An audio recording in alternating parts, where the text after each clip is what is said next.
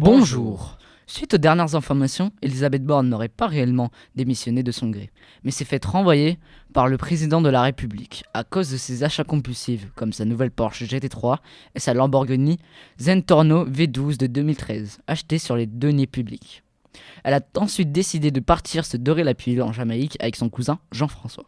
Vous voyez, vous-même y avez cru. C'était une fake news. Les fake news sont très utiles pour diviser la société. Elles permettent de vous faire passer plus de temps sur Internet à republier ces fausses informations. Pour repérer ces fake news, il faut prendre en compte plusieurs critères. Premier critère, l'argument d'autorité.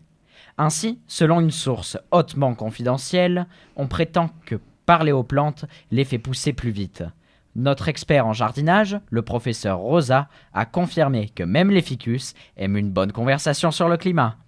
Comme son nom l'indique, cet argument s'appuie sur l'autorité d'une personne, sortant les propos de leur contexte. Second critère. On apprend à l'instant que Paris a été bombardé par la Russie à l'aide d'avions de l'entreprise américaine Boeing. Vous voyez, on peut également jouer sur les peurs comme certaines personnes avec le coronavirus. Nous venons d'apprendre que les archives secrètes de la zone 51 ont été dévoilées. Les extraterrestres cachés à l'intérieur de la base militaire située dans le Nevada détiennent un secret qui pourrait changer notre univers à tout jamais. Et oui, pour suivre une fake news jusqu'au bout, il faut donner l'impression à l'auditeur d'être initié à quelque chose de secret. Emmanuel Macron démissionne à cause des agriculteurs. Diffusez cette information à tous vos contacts et vous serez tiré au sort pour rejoindre Madame Borne en Jamaïque. Les incitations au partage sont souvent un signe de fake news.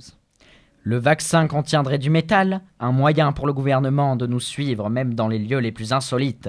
La Terre sphérique, pur mensonge, conspiration de la NASA, machination des compagnies aériennes. Les reptiliens, ils tirent les ficelles du monde, société secrète, ils prennent une apparence humaine, ils sont dans nos villes, ils sont dans nos campagnes.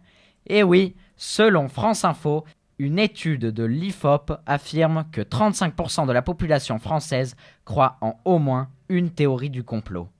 En effet, les théories du complot sont les clés pour résoudre les problèmes mondiaux. En étant défiant vis-à-vis des rumeurs, en croisant les sources et en s'efforçant de consulter des sources fiables, nous échapperons peut-être aux fake news.